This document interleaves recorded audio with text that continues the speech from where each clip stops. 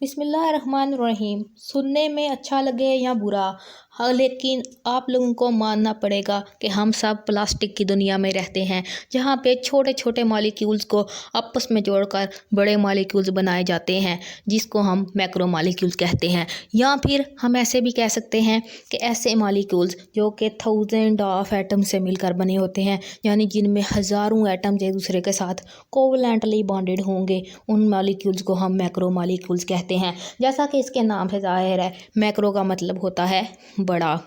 चलें इनके बारे में डिटेल से पढ़ते हैं।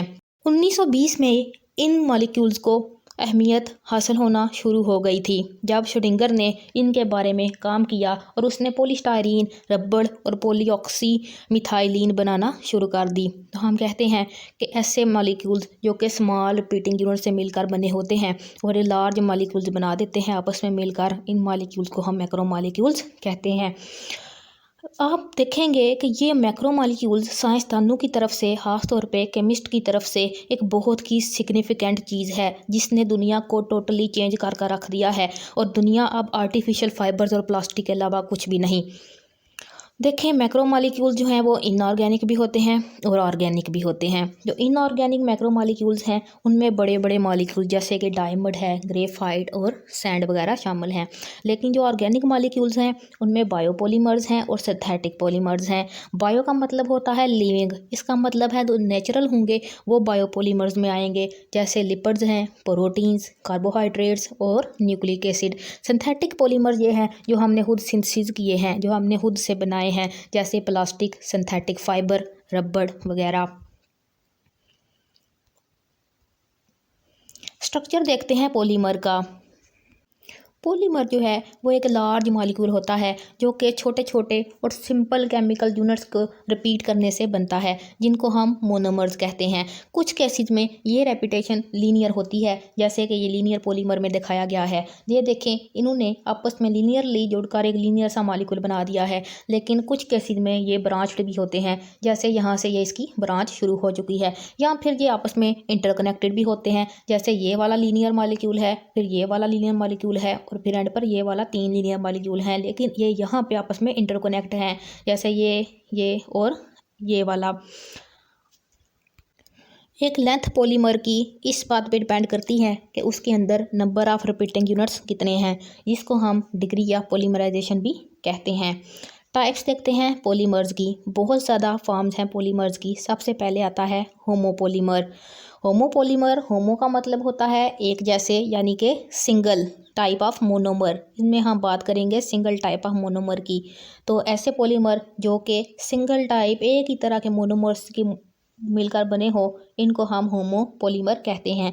फॉर एग्जांपल, पॉलीमराइजेशन की जाए विनाइल एसीटेट की, तो ये बना देता है पॉलीविनाइल एसीटेट। ये एक होमोपॉलीमर है, क्योंकि हमने जस्ट विनाइल एसीटेट लिया और यहाँ पे देखें CH2 डबल बॉन्ड CH और नीचे इसका जो फार्मूला है, ग्रुप लगा हुआ है, इसको हम पॉली में कन्वर्ट कर देते हैं। और ये वाला बॉन्ड जो है, यहाँ से ये H के साथ आगे एक H ऐड हो जाता है इस बॉन्ड में, और इसी तरह ये आपस में जुड़ते जाते हैं और एक पॉलीमर बनाते जाते हैं। लेकिन ये सेम तरह के मोनोमर हैं। सेकंड नंबर पे है कोपॉलीमर। को का मतलब होता है कि दो मोनोमर्स आपस में मिल गए हैं और ये पॉलीमराइज हो जाते हैं। For example, vinyl acetate react करता है ब्यूटाइल मेलिएट के साथ और ये कोपॉलीमर बना देता है। तीसरी टाइप का हमारे पास आता है टरपॉलीमर। टरपॉलीमर के अंदर, इसके नाम से जाहिर है, टर का मतलब है तीन डिफरेंट किस्म के मोनोमर्स पॉलीमराइज होते हैं। सेम नहीं, आई रिपीट, 3 डिफरेंट मोनोमर्स ये पॉलीमराइज होंगे और ये केयरफुली रिएक्शन को कंट्रोल करना पड़ता है। फॉर एग्जांपल, अगर आप ब्यूटाइल एक्रिलेट लें, मिथाइल एक्रिलेट लें और एक्रिलिक एसिड लें, तो एक्रिलिक एसिड मोनोमर्स, ये तीनों डिफरेंट टाइप के मोनोमर्स हैं और ये हाईली टफ पॉलीमर बना देते हैं, जैसे कि वेदर रेजिस्टेंट पेंट वगैरह, जो आप लोग अपने घरों में पेंट्स यूज़ करते हैं जो कि वेदर रेजिस्टेंट होते हैं। इनको आगे से टरपॉलीमर को 2 तरह में डिवाइड किया गया है।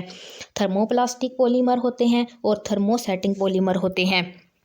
थर्मोप्लास्टिक पॉलीमर्स ऐसे पॉलीमर्स होते हैं जिनको अगर आप लोग एक दफ़ा हीट करें तो दोबारा उनको आप लोग सॉफ्ट फॉर्म में कन्वर्ट कर सकते हैं। जैसे कि उनको आप क्या करेंगे, हीट करेंगे तो वो सॉफ्ट हो जाएंगे, और जब उनको कूल करेंगे, जब उनको ठंडा करेंगे तो वो हार्ड हो जाएंगे।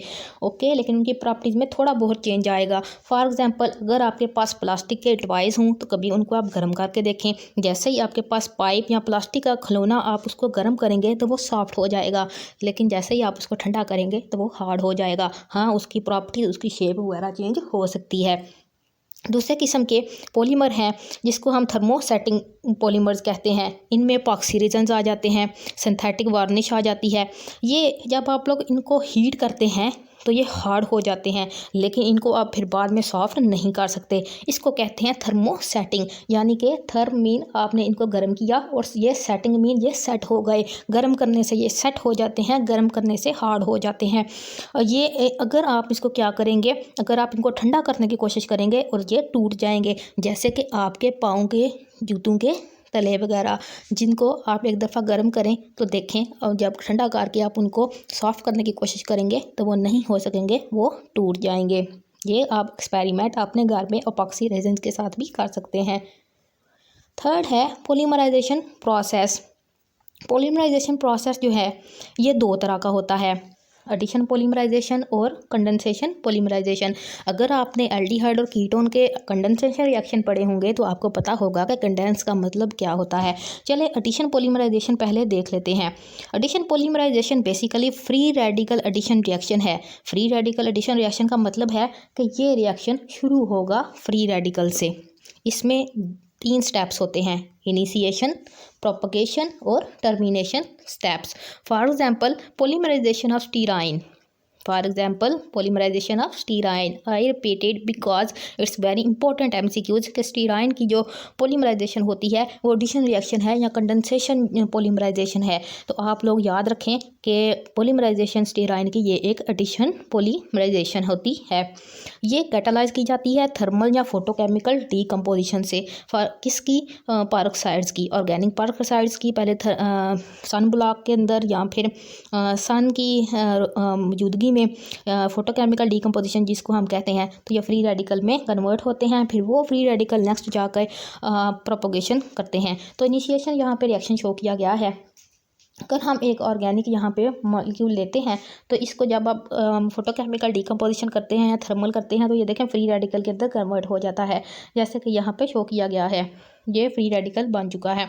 अब साथ में कार्बन डाइऑक्साइड ये कन्वर्ट हो जाता है इनटू अगेन डीकम्पोज होके फर्दर 2R और CO2 में। अब ये जो यहाँ पे हमारे पास एक अल्काइल ग्रुप का फ्री रेडिकल बना है, ये नेक्स्ट स्टेप में जाके इसके साथ रिएक्ट करेगा और आपको नेक्स्ट फर्दर जितने भी पॉलीमर्स हैं ये बना देगा।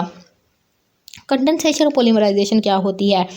कंडेंसेशन पॉलीमराइजेशन जो है वो म्यूचुअल रिएक्शन से बनती है ऑफ द 2 फंक्शनल ग्रुप्स के म्यूचुअल रिएक्शन से बननी है। ये रिएक्शन जो है इसमें या तो वाटर मॉलिक्यूल रिमूव होता है या फिर मेथनॉल मॉलिक्यूल रिमूव होता है। और ये होता कहाँ पे है? अगर एक चेन है तो उन दोनों के एंड पे होगा। For example ester combine with diols to get desired polymer like nylon और पॉलीएस्टर फाइबर। ये बेसिकली पॉलीमराइजेशन आयनिक होती है इन नेचर। ये देखें आप, ये कंडेंसेशन रिएक्शन है जिसमें 2 मॉलिक्यूल्स मिल रहे हैं आपस में, और यहाँ पे आप लोग देखें कि ये इनके जो एंडिंग चेन्स हैं दोनों की, यहाँ से वाटर मॉलिक्यूल रिमूव हो रहा है और ये दोनों यहाँ से आपस में जुड़ के पॉलीएस्टर्स बना रहे हैं। ये कंडेंसेशन रिएक्शन की एक किस्म है। नेक्स्ट वीडियो में हम पढ़ेंगे कि सिंथेटिक पॉलीमर्स क्या होते हैं।